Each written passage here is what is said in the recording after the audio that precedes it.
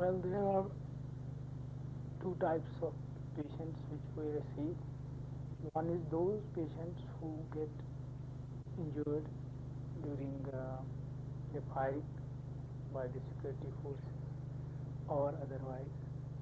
And the second is those patients who are tortured during search operation or during interrogation.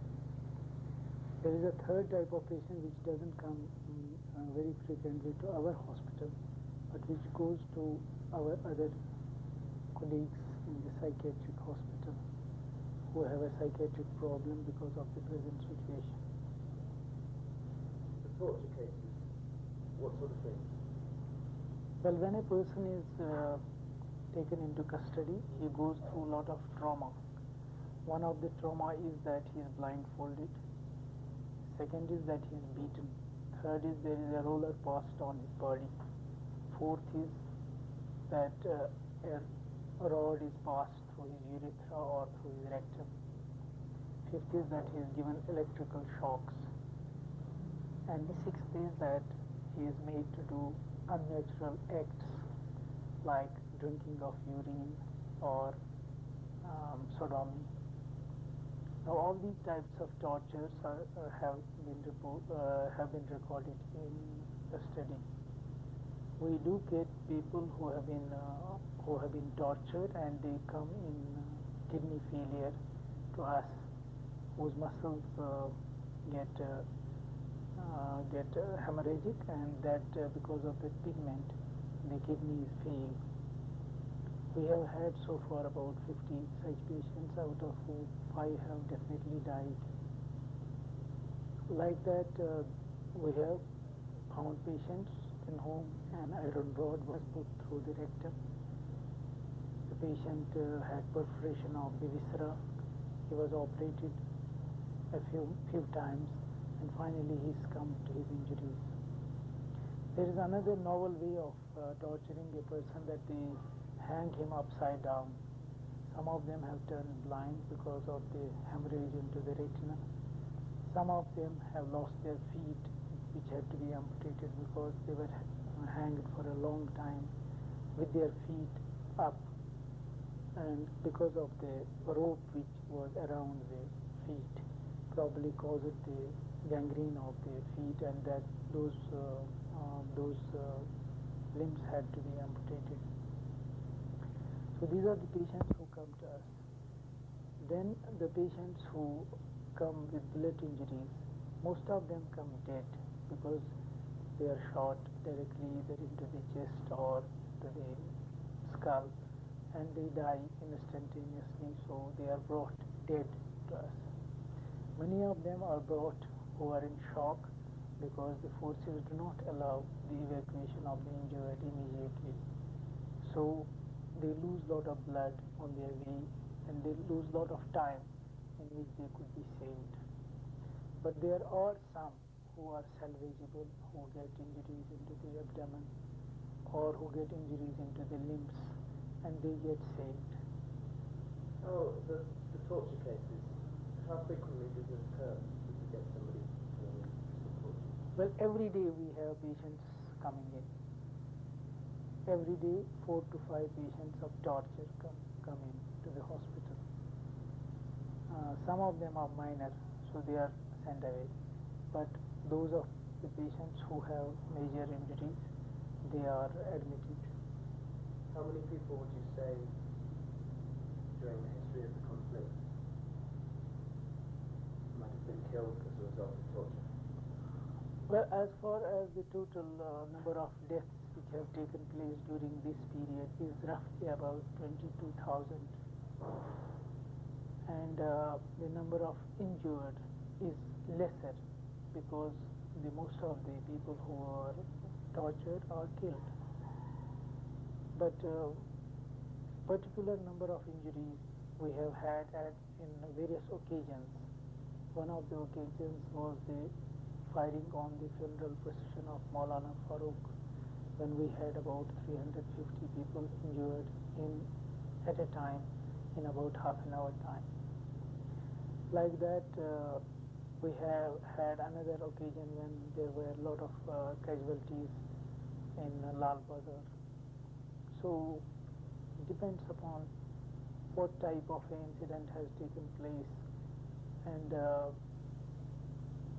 that is how the injured are brought. How bad would you describe the overall situation in Kashmir? What would you compare it to? Well, it is very difficult to think of a situation comparable to Kashmir. When we think of the independence movement of India, there has been one incident of such a magnitude wherein General Dyer fired upon the people in Jallianwala Bagh. It's only reported that 8 people died because of the bullet injuries there, and a few people were drowned in the well. But I can't find any incident which is even as small as this, because every incident here is much bigger. And if you compare this with what is going on in Palestine between Israel and the Arabs, I don't think that stands anywhere in comparison to Kashmir. The killings have been more, the torture has been more, the arrests have been more, the crackdowns have been more, the curfews have been more. In fact, we have already have a record in the number of days of curfew at a stretch of 18 days without any relaxation. I don't think there is any other country where there has been a curfew for such a long time without a relaxation.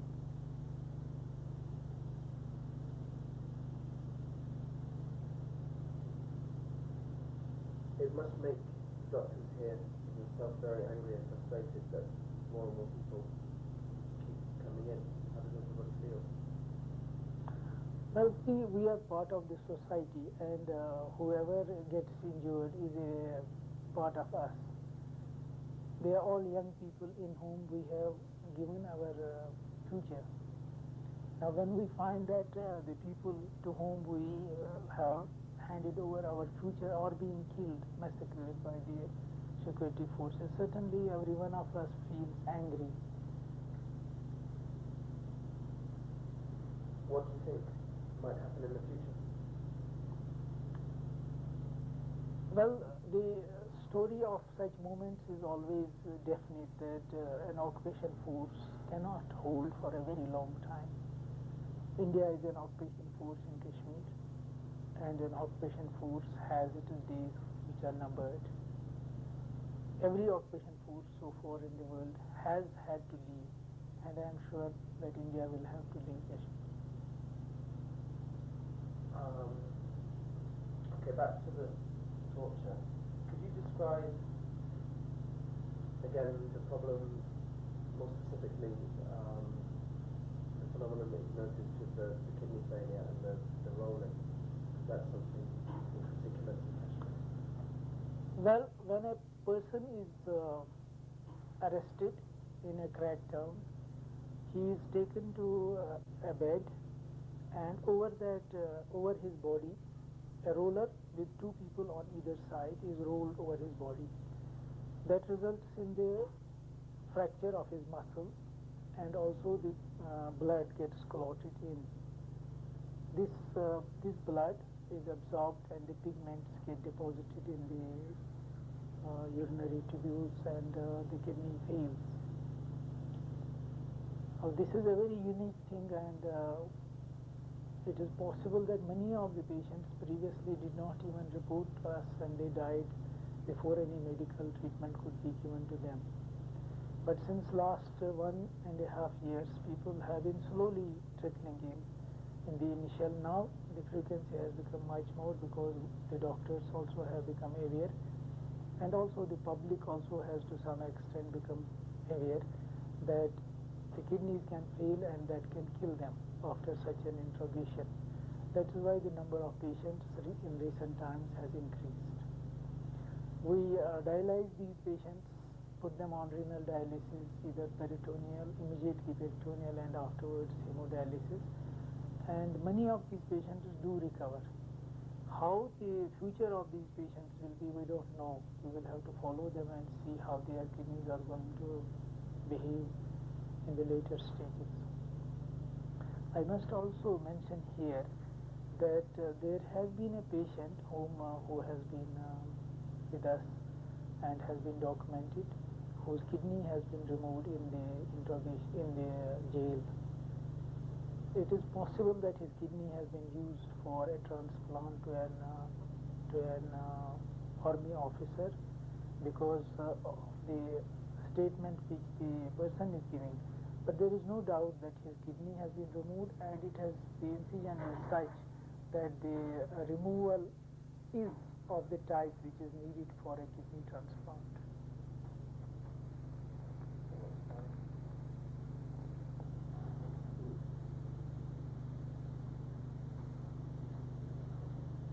I mean, is there anything else you would like to add about the human rights situation in general? Yeah, you see, one of the greatest things to which our international community has been closing the eyes is that the ambulance service is not allowed to fly to cater to the injured people. Whenever we send an ambulance to such a place, either the ambulance is fired upon or the driver, and it is paramedical personnel or manhandled. The ambulance is definitely not allowed to go, and the remarks have always been that we want the people to die, so where is the question of taking them to the hospital? Secondly, that there has been a crunch on the finances of the hospitals. So with the result, some of the equipment has remained out of order. The drugs are in short supply. For some time, we even had to go without gas and oxygen for surgery. Moreover, since the medical personnel have been harassed so much, that many of the people would like to go away from the place. We had one of our neurosurgeons, the only one available here, who was once arrested for 48 hours, and second time he was taken on a crackdown and beaten. So we have had another general surgeon who has also been arrested. There is a physician who was arrested. There is an ambulance driver who was shot dead while he was going to get anti-gas gangrene serum for a patient. There is another ambulance driver who, while picking up the injured, was shot twice. There is a storekeeper who was shot in his office in the hospital. There is a technician of this hospital who was shot dead. So there are so many people who have been harassed in such a way that the people now feel that it is better to go away rather than be here to save their lives. And that has resulted in a lot of our medical personnel leaving the place.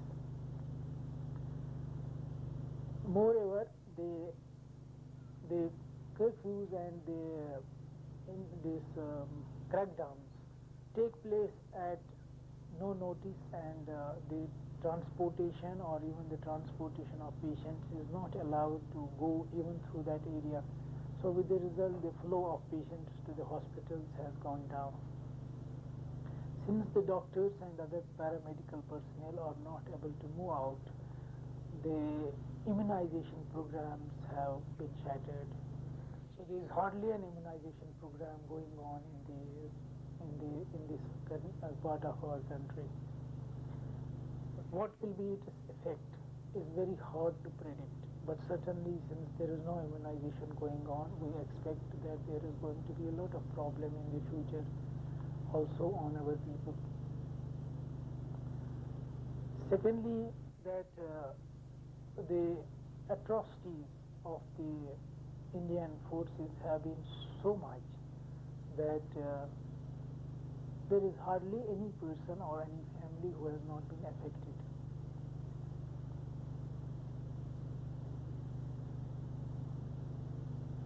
How do you feel personally about people who commit these atrocities?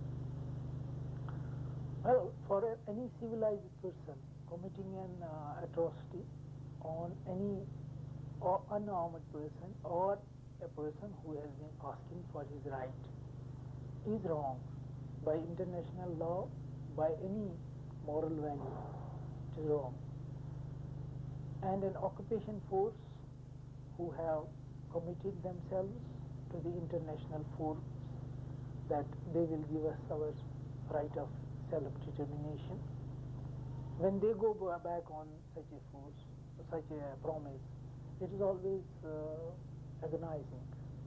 And certainly the people are determined to fight and get their right.